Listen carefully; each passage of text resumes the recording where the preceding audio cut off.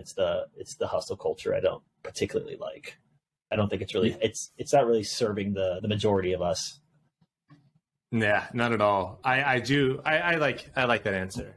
It's one that I don't think we've heard before, so I appreciate you bringing that into perspective. Hustle culture for sure.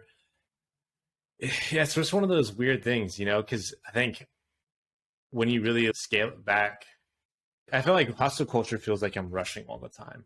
Yeah. And, it's like, I got to do this, and then I got to do this right afterwards, or I got to spend all this time doing these things. And then it's like, when you really zoom out, what you're rushing towards is death. When you really think about it, it's like absolutely. What is all this working towards? And I understand the bad hand that I think a lot of this generation has been dealt. Like, I don't know. I have like one friend that has a house, and like my parents, when they were my age, and all my parents all had houses and families by this time.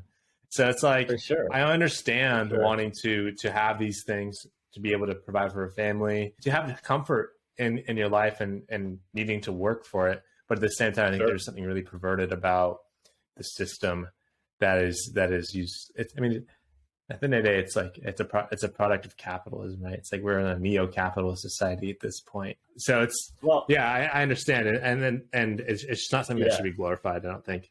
No, and everyone does it to retire. Especially in tech, they always say, "I want to retire early. I want to fat fire, achieve financial independence, retire early." That's what it stands for. And fat means you want to have a lot of it. But then I always ask the question, what are you going to do with all that free time? You need to retire early. Do what exactly? And most, again, drawn from my small sample size, they haven't really thought that far.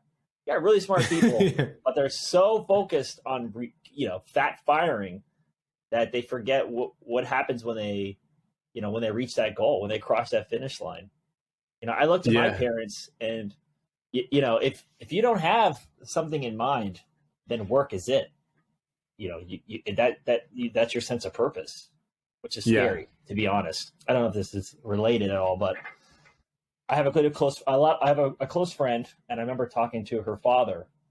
He did really well in his career. He was a sales executive, ended up managing hundreds of people, moved his way up.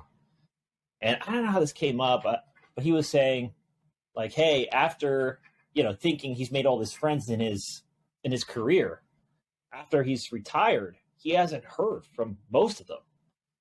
And it tells him that the people who matter most is your family. So we can spend all this time hustling and building our network, but when it's all said and done, the people who matter most is your friends and your family, both. But like your mother, your father, your brother, your sister, because those are the ones who are going to stick around. So that just resonated with me, and it kind of took the pressure off. I almost took the foot off the gas. I wasn't so hyper focused on my career. I was more hyper focused on the relationships and the people around me. I wanted to make sure that I, have left a good impression, and that's been my, it's been my new goal. So